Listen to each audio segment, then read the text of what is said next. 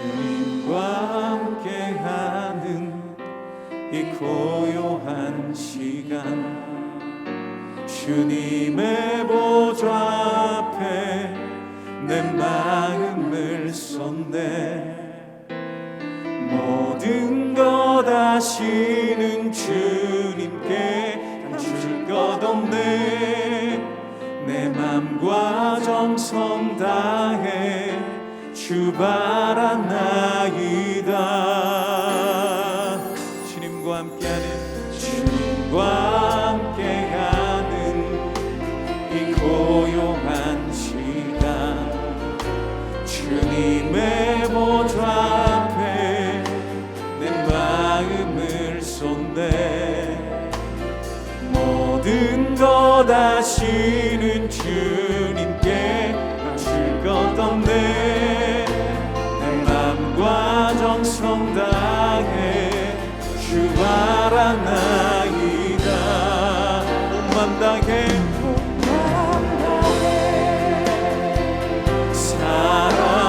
사랑합니다. 온 맘 다해 주 알기 원하네.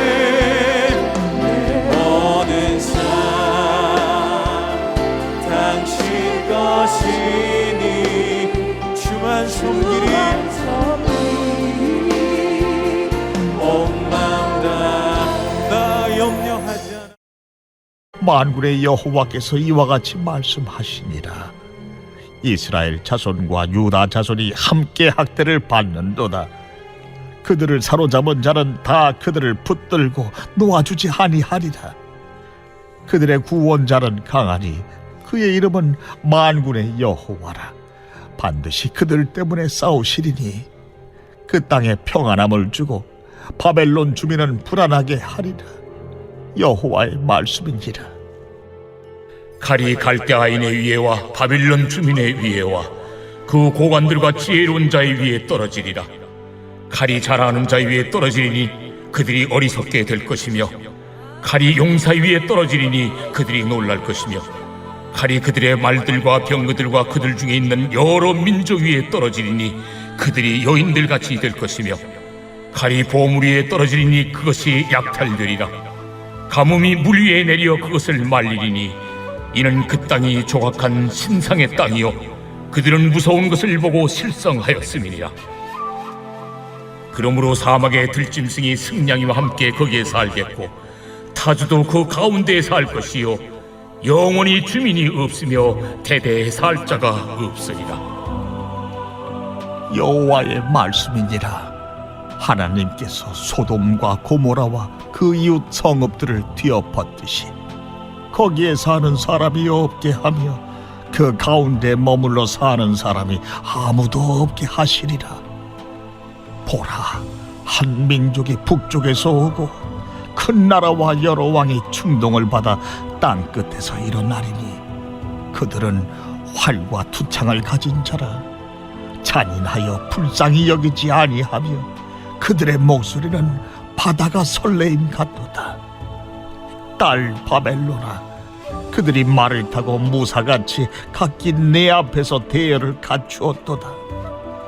바벨론의 왕이 그 소문을 듣고 손이 약하여지며 고통에 사로잡혀 해산하는 여인처럼 진통하는도다. 보라, 사자가 요단의 깊은 숲에서 나타나듯이 그가 와서 견고한 조소를 칠 것이라. 내가 즉시 그들을 거기서 쫓아내고 택한 자를 내가 그 자리에 세우리니 나와 같은 자 누구며 출두하라고 나에게 명령할 자가 누구며 내 앞에 설 목자가 누구냐. 그런즉 바벨론에 대한 여호와의 계획과 갈대아 사람의 땅에 대하여 품은 여호와의 생각을 들으라. 양떼의 어린 것들을 그들이 반드시 끌어가고 그들의 초장을 황폐하게 하리니 바벨론이 약탈당하는 소리에 땅이 진동하며 그 부르짖음이 나라들 가운데 들리리라 하시도다.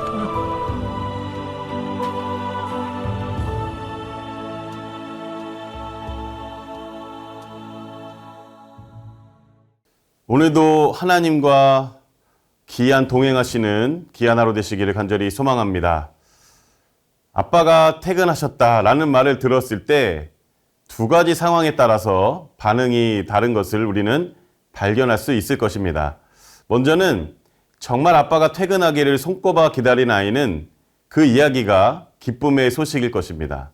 그러나 그날 그 아이가 아빠가 가장 아끼는 물건을 깨뜨렸다고 가정한다면, 사고를 쳤다고 가정한다면 아빠가 퇴근하셨다라는 그 소식은 그 아이에게 재앙이 될 것입니다.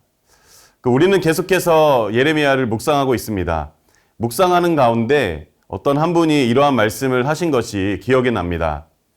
평안할 때에는 이 예레미야의 말씀이 지루하고 심판의 메시지이기 때문에 굉장히 힘들었는데, 어려움을 겪고 나니 참 위로가 되고 힘이 된다는 말씀을 하셨습니다. 저는 이 예레미야의 말씀을 통해서 하나님의 따뜻한 마음을 깨닫게 됩니다. 오늘 본문의 말씀은 바벨론에 대한 심판의 메시지라고 할 수 있지만, 이 말씀은 단순히 바벨론을 심판하시겠다라는 말씀을 넘어서 이 말씀을 듣고 있는 이스라엘 백성을 위로하는 위로의 말씀이 되는 것입니다. 예레미야 50장 34절 말씀에 보면은 그들의 구원자는 강하니 그의 이름은 만군의 여호와라. 반드시 그들 때문에 싸우시리니 그 땅에 평안함을 주고 바벨론 주민은 불안하게 하리라. 여기서 평안함을 주다라는 말은 히르기야입니다. 그리고 불안하게 하다는 말은 히르기즈입니다. 그러니까 이것을 보았을 때 이것은 언어유희라고 할 수 있습니다. 동일한 사역 동사의 반복과 동일한 음가의 반복은 한쪽은 평안하게 하고 다른 한쪽은 불안하게 하시는 하나님을 보게 됩니다. 우리 하나님은 두 가지 행위를 하는 것이 아니라 한 가지 사건이 동시에 누군가에게는 평안이 되고 누군가에게는 불안이 된다는 말씀입니다. 하나님이 이 말씀을 예레미야를 통해서 주셨는데 생각해 보았을 때 바벨론이 이 말씀을 들었을까요? 아마 이 말씀의 1차적인 청중은 이스라엘 백성이었습니다. 그렇기 때문에 바벨론이 들었을 수도 있고 듣지 못했을 수도 있습니다. 우리 예레미야 36장 6절 말씀을 보겠습니다. 너는 들어가서 내가 말한 대로 두루마리에 기록한 여호와의 말씀을 금식일에 여호와의 성전에 있는 백성의 귀에 낭독하고 유다 모든 성읍에서 온 모은 자들의 귀에도 낭독하라.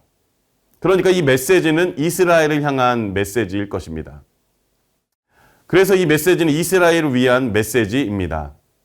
이에 여호야긴 왕과 왕의 곁에 선 고관들은 두려워 회개하지 않고 오히려 그것을 화롯불에 던져서 태워버렸습니다.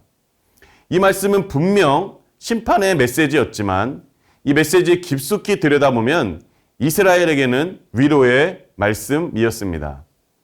우리가 너무나도 잘 아는 구절이죠. 예레미야 29장 11절 말씀에 보면 여호와의 말씀이니라. 너희를 향한 나의 생각을 내가 아나니 평안이요 재앙이 아니니라. 너희에게 미래와 희망을 주는 것이니라. 우리를 향한 하나님의 생각을 말씀을 통해 보여주시는데요. 그 하나님의 생각은 무엇이냐면 평안이요 재앙이 아니라는 것입니다. 그리고 우리에게 미래와 희망을 주신다라는 것입니다. 이 말씀을 보면 미래와 희망은 저 뒤에 있는 일들입니다. 현실은 재앙과도 같은 일들이 벌어지고 있는데 믿는 자들은 이 하나님의 약속의 말씀을 붙들고 위로와 평안 가운데 살아가게 되는 힘을 얻게 되는 것입니다. 하나님의 백성들을 괴롭히는 세력에게는 재앙을 내리시고 하나님의 백성은 평안으로 인도하시는 하나님의 구속 역사를 볼 수 있습니다. 오늘 본문 35절 이후부터는 하늘의 무기고가 열리기 시작합니다. 바벨론에게 재앙이 내릴 것을 말씀하시는데 하늘에서 칼이 떨어지는데요. 이것을 막을 자가 없습니다. 칼이 고관들과 지식인, 점쟁이 위에 떨어지면 그들의 어리석음이 드러날 것입니다. 용사와 말과 병거, 용병 위에 떨어지면 그들의 무기력함이 드러날 것입니다. 그리고 그들이 자랑하는 보물 위에 떨어지면 완전히 약탈당할 것입니다. 그러니까 바벨론의 자랑거리가 하나님의 칼 앞에서 무용지물이 될 것입니다. 아브라함부터 시작해서 솔로몬이 성전을 건축하는 시기까지의 역사는 하나님이 아브라함과 맺으신 언약에 따라 계시가 전반적으로 진전되거나 발전되는 모습을 보여주지만 솔로몬이 배교한 장면, 열왕기상 11장부터는 이스라엘 백성이 바벨론으로 추방되는 시기까지의 역사는 언약의 저주가 전반에 나타나는 모습을 보여줍니다. 심지어 바벨론으로 추방되었다가 귀환한 사건도 기대했던 참된 복을 가져오지 못하는데 이스라엘은 하나님의 심판 안에서 비틀거리지만 그럼에도 그 가운데에서 충성된 자들은 하나님이 주신 약속만을 의지하며 살아가는 자들입니다. 그 가운데에서도 평안을 누리는 자들입니다. 바벨론에 사로잡힌 이스라엘 백성들은 도무지 바벨론의 압제로부터 벗어날 힘이 없었습니다. 그들은 이방 땅에 강제로 이주해 왔을 뿐만 아니라 바벨론 제국 곳곳에 뿔뿔이 흩어져 살고 있었기 때문에 독립을 위한 투쟁조차 할 수 있는 형편이 아니었습니다. 포로된 이스라엘 백성들이 해방을 위하여 바벨론에 대항하는 것은 아마 계란으로 바위를 치는 것보다 더 무모한 일이었습니다. 이스라엘 백성들이 해방되어 자유를 얻기 위해서는 외부의 강력한 세력의 개입이 반드시 있어야만 하였습니다. 문제는 세상에는 이스라엘을 위한 자나 바벨론을 대항하여 이길 만한 강력한 세력이 없다는 것이 그들에게는 문제였습니다. 그러나 여러분, 그런 이스라엘을 위하여 하나님께서는 친히 구속자가 되어 주셨습니다. 하나님께서는 전능자로서 이스라엘을 사로잡고 있던 바벨론의 사슬을 끊고 이스라엘을 구속하실 수 있었습니다. 이스라엘은 스스로 죄에 팔려 바벨론의 종으로 전락하였지만 하나님께서는 그들의 구속자가 되시어 그들을 바벨론 포로로부터 해서 구속하시어 자유를 주셨던 것입니다. 여러분, 우리 또한 새 언약의 백성들로서 우리 모든 인생도 하나님의 전적인 구속이 필요합니다. 우리 인생은 모두 스스로의 어떠한 방법이나 힘으로는 결코 벗어날 수 없는 아주 강력한 세력에 사로잡혀 종노릇하는 존재입니다. 이러한 사슬을 끊으려고 해도 결코 끊을 수 없으며 피하려 해도 피할 수 없고 죽음으로도 끝낼 수 없는 사악한 죽음과 파멸의 사슬에 붙잡힌 바 된 존재일 뿐이라는 말입니다. 세상 그 누구도 죄를 전혀 짓지 아니한 사람은 없습니다. 그러므로 인생은 다 죄의 종입니다. 그러므로 이러한 인생이 죄의 종노릇에서 벗어날 수 있는 방법이 우리에게는 절실합니다. 34절에 보면 이렇게 말씀하고 있습니다. 그들의 구원자는 강하니 그의 이름은 만군의 여호와라고 말씀하고 있습니다. 여기서 구원자는 원어로 고엘입니다. 이는 기업 물을 자, 구속자라는 뜻입니다. 하나님께서 이스라엘의 구원자, 곧 이스라엘의 고엘이 되신다고 말씀하고 있는 것입니다. 또 그는 강하다고 하였는데 이는 하나님께서 바벨론에 포로된 이스라엘 백성들을 구원하신 능력이 충분하다는 것을 의미합니다. 이 사실을 강조하기 위하여 하나님을 만군의 여호와라고 호칭하였는데 만군의 여호와는 하나님께서 천지의 주제가 되심과 역사의 주관자 되심을 강조하는 것입니다. 그래서 예레미야 50장 45절 상반절에 보면 그런즉 바벨론에 대한 여호와의 계획과 갈대아 사람의 땅에 대하여 품은 여호와의 생각을 들으라 라고 말씀하고 있습니다. 여호와의 계획과 여호와의 생각. 여러분, 이 말씀은 이스라엘 백성들에게는 큰 위로의 말씀이 되었을 것입니다. 예레미야 29장 11절 말씀 다시 한번 읽어드리겠습니다. 여호와의 말씀이니라. 너희를 향한 나의 생각을 내가 아나니 평안이요 재앙이 아니니라. 너희에게 미래와 희망을 주는 것이니라. 여러분, 우리에게 하나님께서는 평안을 주셨습니다. 그리고 미래와 희망을 약속해 주셨습니다. 우리에게 평안을 주시고 미래와 희망을 주시기 위해서 여러분, 예수님께서 대신 재앙을 받으셨습니다. 이사야 53장 5절 말씀을 보면 그가 찔림은 우리의 허물 때문이요 그가 상함은 우리의 죄악 때문이라. 그가 징계를 받음으로 우리는 평안을 누리고 그가 채찍에 맞음으로 우리는 나음을 받았도다. 예수님께서 십자가에서 재앙을 받으심으로 우리를 죄의 사슬에서 벗어나게 하셨습니다. 그리고 예수님이 죽으심으로 우리가 살게 되었습니다. 우리가 살려면 죄 없으신 그분이 죽으셔야 했습니다. 우리가 있어야 할 재앙의 자리에 예수님께서 우리 대신 서셨습니다. 우리가 마땅히 받아야 할 진노를 그분이 우리를 대신해서 받으셨습니다. 우리와 자리를 바꾸셨습니다. 그가 징계를 받음으로 우리는 평화를 누리게 되었습니다. 여러분, 이것이 하나님의 마음입니다. 우리가 어떠한 상황과 환경 가운데서도 하나님 그것을 초월하여 우리에게 하나님께서 주시는 하나님의 말씀은 평안이요 재앙이 아닙니다. 그것이 우리를 향한 하나님의 생각입니다. 우리에게 미래와 희망을 주는 분이 우리 하나님 한 분뿐임을 믿으시기를 바랍니다. 그렇다면 우리가 구원자 되시는 주님을 바라볼 때 우리가 어떻게 해야 될까요? 구원사역의 이야기는 하나님의 이야기입니다. 그렇다고 이 구원사역에서 우리 인간은 그저 방관자에 불과한 것이 아닙니다. 하나님께서는 어떤 때는 우리에게 가만히 서서 하나님께서 우리를 위하여 행하시는 구원을 보라고만 하실 때가 있습니다. 또 어떤 때는 대적하는 민족들과 싸우라고 말씀하시기도 합니다.